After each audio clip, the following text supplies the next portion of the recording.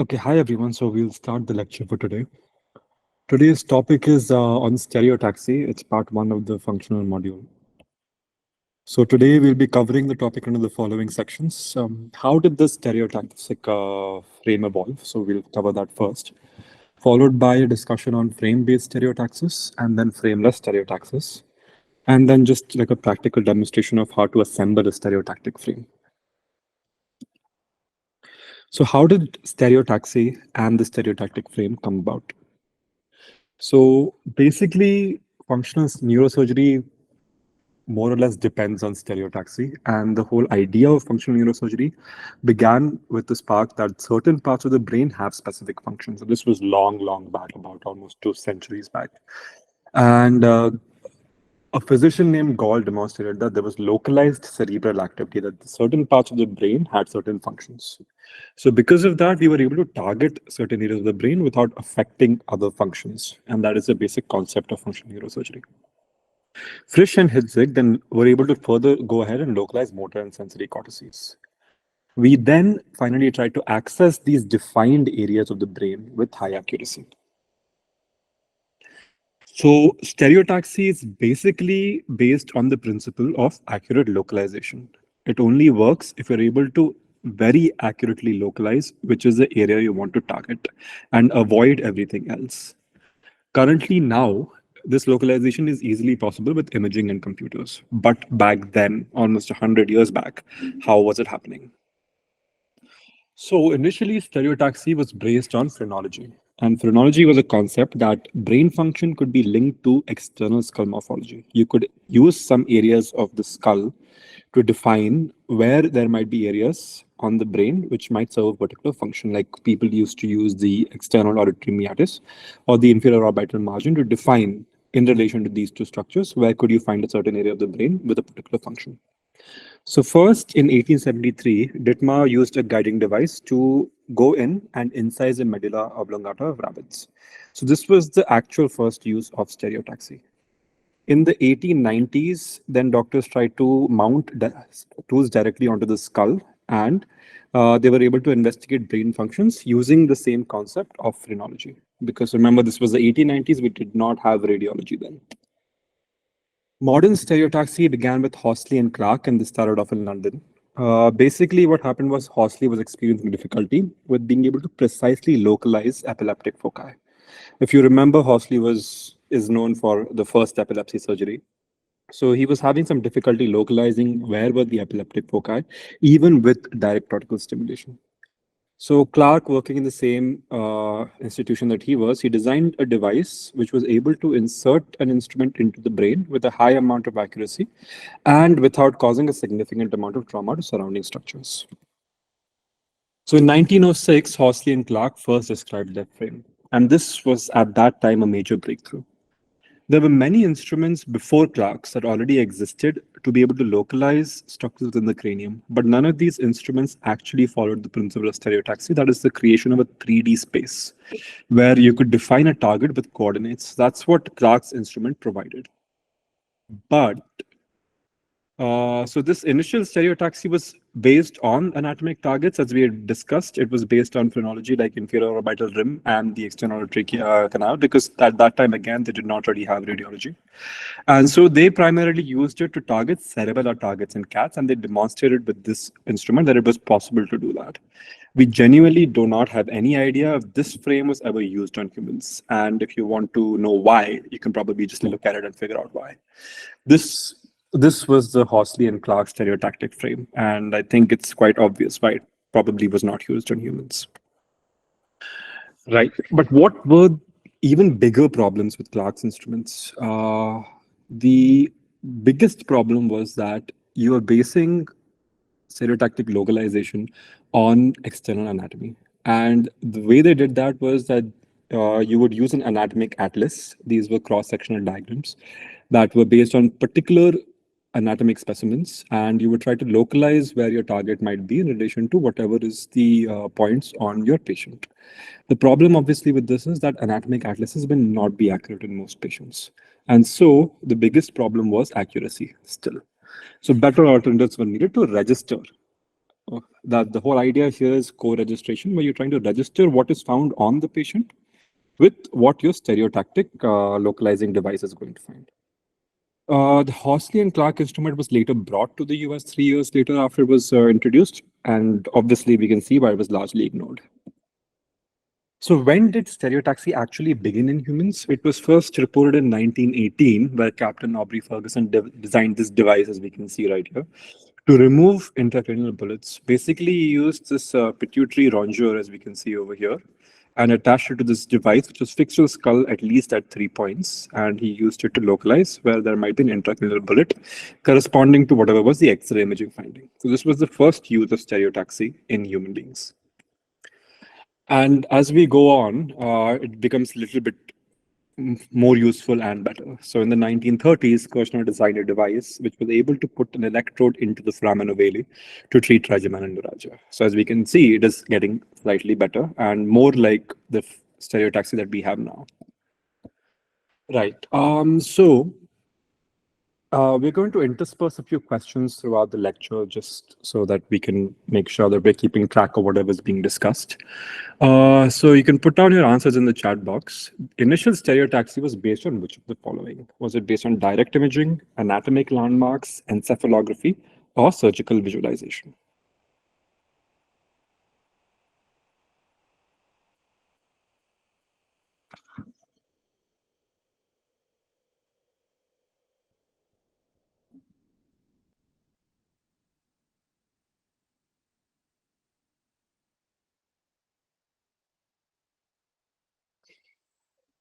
Okay, so the answer here is anatomic landmarks, yes. Initial concept of stereotaxy was based on anatomic landmarks. They used to use external auditory meatus and the inferior orbital margin to define intracranial pivots. Right. So continuing with how stereotaxy progressed further, in the 1940s, these are quite big names in stereotaxy. Spiegel, he was an Austrian neurologist. He was actually escaping from the Nazis and went off to the US, where he teamed up with another person named Weises and created a stereotactic system, which finally used some imaging. So they used encephalography, and their device basically performed a technique known as stereoencephalotomy. Okay, so this was a Spiegel-Weiss stereoencephalotome, still a very, very complicated looking device, and I'm not sure like how they imagined using it on a real human being. But they used it, and it was used along with encephalography to define the stereotactic coordinate system and identify a target. Right. Now we finally come to what is the biggest name in stereotaxy, and that is Lars Lexel. He trained initially as a neurophysiologist, and what is interesting is that that as a neurophysiologist, he is the person who actually described the gamma motor tone system that we have in the spinal cord. So that has been described actually by Lexel. But he's not really known for that. What he's known for is obviously stereotaxy. He, after training as a neurophysiologist, went ahead and did a fellowship with Spiegel and Weises, as we saw. These are the people who had made the previous frame. And immediately after he came back from his fellowship, he went ahead and designed a coordinate system, which now bears his name. Right. So what was different about his system? His system was able to target structures with further imaging. You could, if you were able to visualize the tumor on X-ray, you could target it with an X-ray, or you could use encephalography. And he basically defined deep brain structures using something known as the ACPC line, that is the anterior commissure and posterior commissure line. And these structures were used because it is very easy to identify these two structures on encephalography. Right. So the structures that he defined back then using the ACPC line, that is almost how we still describe these structures, like in the thalamus or in the basal ganglia, still using the same coordinates with the ACPC line. Right. An interesting idea that Lexel had was that these devices should be simple enough that even a neurosurgeon could actually master their use.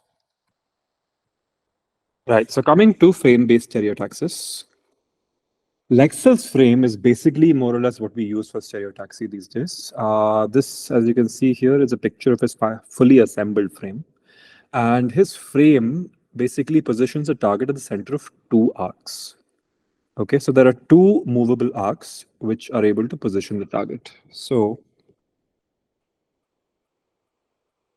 if we see here, this is one arc, and this pointer over here, this is where you assemble your probe. Okay, so it can move along this direction. So that is one direction, and that is one arc. It can also move forward and backward. So that is the second arc. Okay, so these arcs can be moved in two directions each, and the probe, wherever it is, in whichever direction you move it, will always still reach the same target. So the target is always going to be located at the radius of the arc, which is 19 centimeter in Lexel's frame. So in whichever direction you move in both these arcs, you're always going to reach the target. The thing is, depending on where you have moved it, the entry point will change, but the target will always be the same, and the target will always be reached at 19 centimeter from the circumference. Okay, but how does this frame actually localize a target in a 3D space with an image like CT? So you have this frame right here. You know that it has created a 3D coordinate system. You can use the numbers on this frame to put your target anywhere. But how do you know where is that target? Like, what are the numbers? Like, what should you input over here so you can get that target? So that is not something that Lexel's frame gave. So that came with a device known as the N localizer. So in 1977, Brown Roberts Wells described the device, which is basically the N localizer. And what it does is that in imaging, it is able to define the stereotactic targets. So as you can see here, this is the N localizer panel. So you have to just imagine that you have the N. Okay, and for every slice, it will correspond to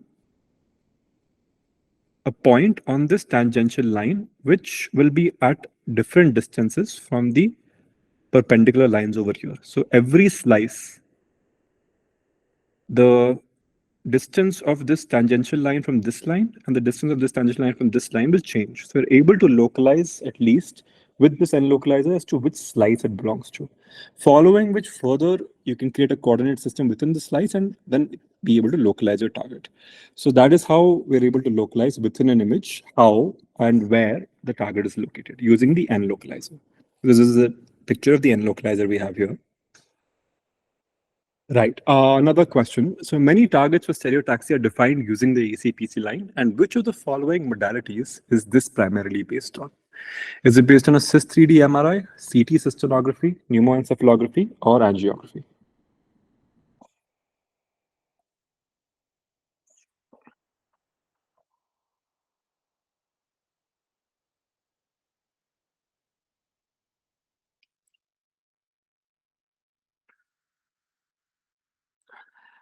So yes, the ACPC line was originally defined based on imaging, that is pneumoencephalography. Okay, continuing with the lecture. So we have defined our frames and we have defined frame-based stereotaxy, and now we know currently what is the status of frames and how we're able to localize a particular target on an image. Okay, but once you localize a target on the image, a more important question is how accurate should that be? Okay, so it is not always that the target that you localize using the N localizer will completely match with whatever is there on the patient, but there has to be a certain amount of accuracy that frame-based stereotaxy must have. And so it has been defined that it should at least have 1 millimeter of accuracy. So plus minus 1 mm is okay. And all this accuracy depends on what image you use to define the target. So the DSA uses the highest grid, that is a 1024 into 1024 grid, and can achieve an accuracy of 0.1 mm. So the DSA or a cerebral angiogram is the most accurate that you can get with stereotaxy, while an MRI can only achieve an accuracy of 1 millimeter. A CT can approach an accuracy of at least 0.5 millimeter. So CT is definitely more accurate than an MRI is, but the most accurate is a DSA. Okay, and errors can happen in frame-based stereotaxy because of multiple reasons. Okay, the most important reason is the characteristics of the frame that is used. Apart from that, other errors can be introduced by positioning of the patient, and that is because once you turn the patient prone, the frame tends to move a little bit because of its heavy weight. So because of the prone position, you can induce about a 2.8 millimeter error just by positioning the patient prone. Apart from that, how heavy is the frame? And as we already discussed, the accuracy of the imaging modality will decide what is the error of frame-based stereotaxy. Right. So coming now to frameless stereotaxis, on the other hand, why move on from frame-based stereotaxy and to frameless stereotaxis?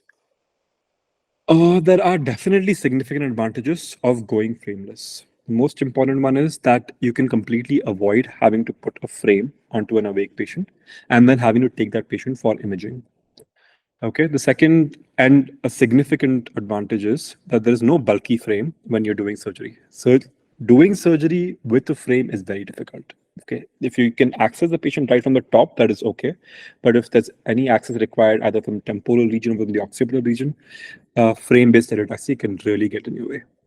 And because there is no frame, access to airway is maintained. Apart from that, because it is frameless and we don't require the coordinates to be directly inserted on a stereotactic frame, there's no extra time wasted for that. When the patient is positioned prone, there is no movement of the frame, which can cause error. And frame-based stereotaxy cannot identify what is happening to an instrument once it enters the skull, which frameless stereotaxy can do.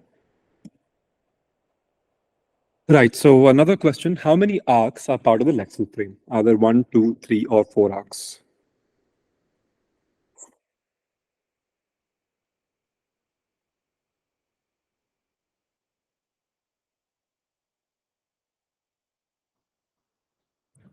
Right. So there are 2 arcs, which are part of the lexal frame, as we've already seen. Okay. So continuing with frameless stereotaxy, what exactly is frameless stereotaxy? How did we basically spent decades coming up with a frame, and then how were we able to shift directly from frame-based stereotaxy to frameless stereotaxy? How did that happen? So frameless stereotaxy is nothing but navigation, and it is able to create a 3D coordinate space without the need for a rigid fixed system. But how? Like, how does it work? So basically, what it does is it takes whatever is the preoperative imaging, and then apart from that, it uses currently infrared light to triangulate an instrument uh, in a 3D space created by the computer itself. Okay, so this needs some sort of reference point to keep track of whatever is the spatial relationship between the patient's head and the instrument. Okay, so basically, frameless stereotaxy creates a 3D coordinate system which you cannot see. It's not physical like the one with frame-based stereotaxy. And within the 3D coordinate system, there is going to be a reference, and there is going to be the patient's head, and there's going to be an instrument. So all of these are tracked using infrared light, and this is the optical system of navigation. There are also other systems as we will discuss. So what are the different mechanisms of tracking? As we know now, infrared light is used, but previously it initially began with ultrasound, and that was very problematic. Then it moved on to electromagnetic technology. This is currently still used, but a big problem with this is that it is limited by the presence of metal. Currently now, the most commonly used tracking system is the infrared light. Right. So which of the following is used to define the location of a target in a coordinate space with imaging? Can you use navigation for this, or an arc-based system, or you let the computer do this, or use an N localizer?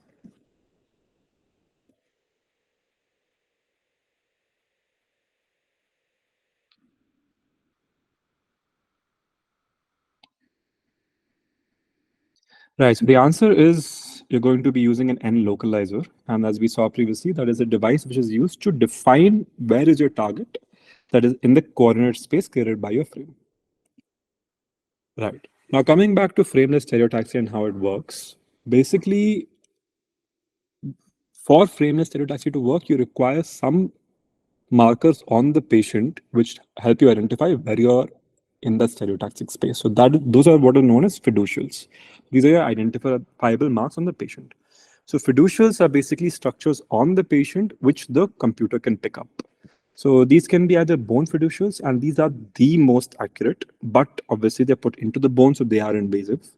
You can also use scalp fiducials, that is basically the skin, and it has an acceptable accuracy if done over non-mobile scalp. So basically, you're going to put some sort of adhesive structure onto the skin, and if it is placed onto a non-mobile scalp, it can actually have acceptable accuracy.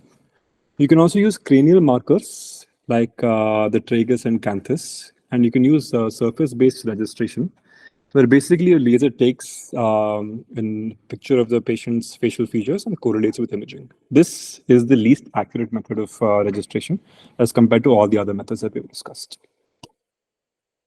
Now, how does navigation work? Basically, it's an optical system, as we have discussed already. So currently, that is the most commonly used system, and it works with infrared markers. And as you can see over here, these markers can be attached nowadays to almost any device. So we have attached them to drills, to suctions, to just probes. And these markers are going to be picked up using these gluons attached over here, okay, by the infrared sensor. So there's going to be a tracker which is attached onto the onto the head fixation device. And then there is this track device. So these are all the track devices, your drills, your suctions can all be track devices. And the relationship of these track devices to the tracker is located using infrared marker. Right. So with this, with the optical system, actually you can get sub-millimetric accuracy, and that is what is required for stereotaxy. You require accuracy of less than 1 millimeter. So an optical system can actually provide that. The biggest limitation of an optical system is that it needs a clear line of sight. There should always be nothing in between your camera and whatever devices you're using for tracking and the track device. The second system which can be used for navigation is electromagnetic system. So basically, this is a very, very different system from the optical system. It does not use infrared light. There are magnetic fields that are created by a device, and these interact with coils that are present in the tracking device. So this, for example, is a tracking device, and this will have coils in here. And when it goes inside the patient, these coils can still be tracked using the magnetic field. So it does not need a clear line of sight because it just picks up these magnetic fields. It does not pick up the markers. Okay, so there are a lot of advantages of EM system. It does not require rigid fixation like optical devices do. Optical devices have to be fixed onto head frames, while EM systems do not need to be. So they can be used on infants where you cannot do rigid fixation. They can also be inserted into thin devices like a shunt catheter, so you can use it for neuronavigation guided shunts. The biggest limitation, though, as we already saw, is that if there's a metal, it becomes a significant problem. And there is a lower accuracy of electromagnetic systems as compared to optical systems. Right. So we saw that there are errors which can happen with frame-based stereotaxy, but there are also a lot of errors which can happen with frameless stereotaxy. So let's discuss this, and we'll also discuss what are the things we can do to reduce these errors. Right. So a lot of times the instrument that is attached to the frame, it can have a significant number of joints. It can have 2, 3, 4 joints. For example, if you're doing a biopsy, the biopsy instrument can have 3 or 4 joints. So if the joint number is kept to a minimum, that is going to introduce lesser and lesser error. Apart from that, always use a thin cut imaging. Whatever you're using, as thin cuts as possible. 0.625 mm is preferred. And as we already saw, a CT is definitely more accurate for navigation or for any stereotactic modality as compared to an MRI. Bone fiducials are definitely the most accurate and they will reduce error further. Sometimes the patient can move relative to the frame of fiducials. You should always ensure that the fixation is strong. That is very important. There are times when your entire navigation system can just move by centimeters and inches, and then it's just rendered useless after you've painted and draped. So always ensure that the fixation is strong. And if you are concerned about the patient moving, you could insert a bone fiducial. The biggest problem, though, with navigation is a brain shift. When you finally do open up the skull and the brain shifts and navigation is basically more or less rendered useless. There are multiple ways to counter brain shift. Right? So first thing is, the smaller your opening, the lesser the chances a brain shift will happen. So instead of using burr-holes, preferably if you're doing a biopsy or placing electrodes, you can do it through a twister.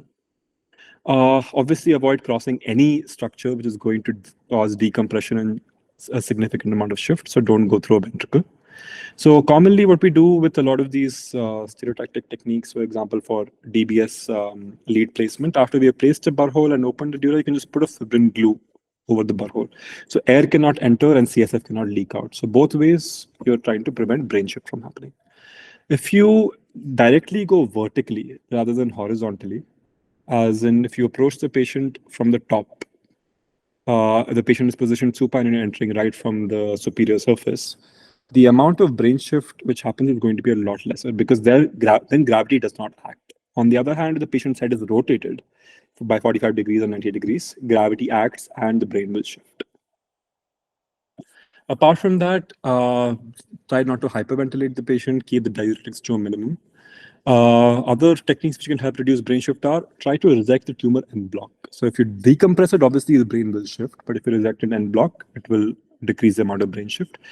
If there is a large cyst, don't puncture it early if you want to keep using navigation.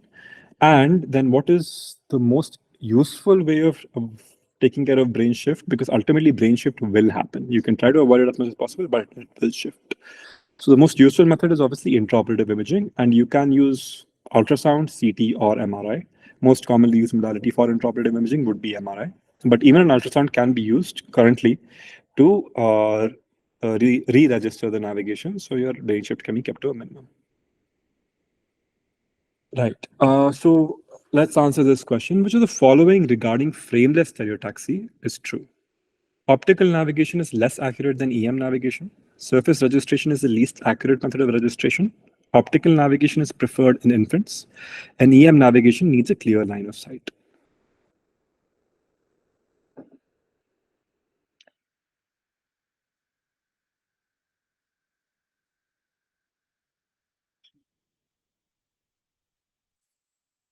Yeah, so the answer is surface registration is the least accurate method of registration. Okay, so if looking at the other options, optical navigation is more accurate than EM navigation. And in infants, we would prefer to use EM navigation because it does not require rigid fixation. And EM navigation, because it does not require a camera, it does not need a clear line of sight. It's based on magnetic fields. Okay, so apart from all the methods that we discussed to take care of errors with frameless stereotaxy, you can just let a robot do it. So this is Rosa. It's basically a robot for navigation guidance. So this can be either frame-based, as we can see over here, or it could even be done with frameless stereotaxy. And it has been found that using ROSA, a single SEEG electrode can be placed every 6 minutes. So that the same electrode, if you're doing without robotic navigation, can even take up to 30 minutes. But using this robotic navigation, you can place an electrode every 6 minutes, apparently. Right. Okay, so there's another topic to be discussed when it comes to stereotaxy, and that is skull-based frames. So as we started off, we went from frames and then to frameless, and then now we're coming back to frames. But why is that? With frameless navigation, there is always going to be a risk that whatever are the different instruments you have, which are important for navigation, can move around because they're not fixed anywhere. They're not fixed to the skull. Okay, so they can easily move in relation to the skull as compared to frame-based navigation. So again, after we dealt with frameless stereotaxy, now we're coming back to trying to find something to fix onto the skull and use for a frame. So there's a bunch of different devices that we have developed for skull-based frames. So the idea is not to go back to whatever frames that we had, but to find smaller and more mobile frames that we can actually use during surgery, where we have significant amount of freedom of movement. So that is what skull-based frames offer. So the Medtronic Next frame, as you can see over here, is actually mounted just over a burr hole. It's not as bulky and big as a Lexel frame would be. Okay, the biggest problem obviously is that it can be only used once. It's a disposable, costly frame. Okay, and as you can see over here, we are still using navigation. Okay, but this tracker is now attached to the skull-based frame. Okay, because it is skull-based, it is fixed directly onto the barcode, it is not going to move. So that decreases the error, and the accuracy can be sub-millimetric. It is ranging from 0.6 to 2.2 mm. So still, this system uses navigation, but with a skull-based frame. Okay, there's another system which does the same thing. It's called StarFix. Here, it is actually slightly complicated what it does. So initially, you first place these bone fiducials about a week before surgery, following which there's a CT which is done, and then using these fiducials, this device is created. And onto this device, you can place your navigation system, right? So this accuracy of this device is supposed to be around 1.9 mm. You can even have a robot being placed directly onto the skull. So there can be a skull mounted robot, which can also navigate into the skull. So that is a Renaissance guiding system. Okay, so none of these are very, very commonly used now, but they are being used currently. Right, so that is about stereotaxy, stereotactic frames, frameless stereotaxy, and skull-based frames. So we'll just have a little bit of a practical discussion on how we can assemble a stereotactic frame. The most commonly used stereotactic frame is definitely the Lexel frame. And this is a picture of the Lexel frame. So as you can see over here, there is basically a base frame. This is the base ring. Okay, and then there are these columns which are attached to the base ring, right? So first thing that you must do when you're trying to assemble this frame is look at these numbers. Okay, just make sure that these numbers are always pointing down. Okay, so you have to orient the frame both anterior posteriorly and vertically, right? So it's a very common mistake that you can end up assembling the frame completely upside down. It's been very commonly done. So the first thing to ensure is that these numbers are pointing down. The second thing to ensure is that this is called the anterior bridge, and this is always present anteriorly. So this should be in front of the face. Okay, now this would be easy if you're attaching this attachment anteriorly. This is done usually for access to the mouth for fixation of ET tubes. But if this attachment is not attached, it will be a pretty simple, straightforward frame, and it can easily get confused as to what is the anterior and the posterior part. So there will be a bar horizontally, and if you look at it clearly, it can be removed. So you have to check for both anterior, posterior, and vertical alignment before you go ahead and fix your frame. Okay, so for frame fixation, you take your vertical rods, and then usually at a distance of about 3 centimeter, the anterior rods are fixed. Okay, so there are these screws which are inserted into these bolts over here to fix these rods. So the anterior ones should be fixed at about 3 centimeters, we discussed. Okay, and the posterior ones, it really depends on what you're trying to access. Sometimes you want to access the posterior fossa and the frame has to be quite low. Sometimes you want to access a significant supratemporal structure, and the frame doesn't have to be so low. So if the frame doesn't have to be so low, you can actually use a small posterior bar. But if the frame has to be quite low, you might want to use a longer one. So if you're using a smaller one, it should be at about 1 centimeter distance from the base. So the longer bars have to be fixed at about 3 centimeters, but the smaller bars are fixed at about 1 centimeter. The whole fixation system is configured using this structure called the Allen's key, where you have the smaller and the larger screw head. Okay, so for these screws, you're going to be using the larger screw head. Right. So after you have fixed your bars, these white inlets have to go into the bar to be able to introduce a screw. So once you've fixed your bar, you have to place the inlets inside the bar, and then always make sure that these are working by inserting the screw before you put the frame onto the patient. Right. So after that, the frame is placed onto the patient and the patient is taken for imaging and then returns from imaging, after which the entire stereotactic frame has to be assembled. So after assembly, it should somewhat look like this. And this is an image, obviously, without a patient. Okay, so this would be a stereotactic frame. And then it attaches to this Z-axis. And the Z-axis then attaches to this arc. Okay, so how this happens is this is the Z-axis. So this Z-axis has to slide onto the lateral or the side bars of your main frame. It has 2 numbers. One, as you can see, would be on the frame itself. So that is your Y-axis. One is on the Z-axis, and this is actually your Z-axis. So when you do the imaging, you will use the N localizer to localize your target, and you will get 3 coordinates from it. There's an X, Y, and a Z. So you have to input these when you're trying to assemble your frame to get the Z-axis and the Y-axis. Okay, and then on the arc, depending on how you're positioning the arc, if it is anterior, posterior, or if it is lateral, we're not going to go into details of that. You have to enter the X position. So that has to be entered onto the arc. So once you do that, you can attach it to the circles over here on the Z-axis. And if the numbers match on both sides, this arc will fit. Right? So you get the X coordinate, the Y coordinate, and the Z coordinate. Okay, following which you can place this probe localizer anywhere on the arc. Okay, depending on where you want to enter from. Okay, and as we discussed already, the target will always be at the center of the circle created by this arc at 19 centimeters. So wherever you enter from, you're always going to reach the target. Right. So the last question, which of the following systems requires the placement of bone fiducials prior to planned surgery? ROSA, Next Frame, Renaissance Guidance System, or Starfix?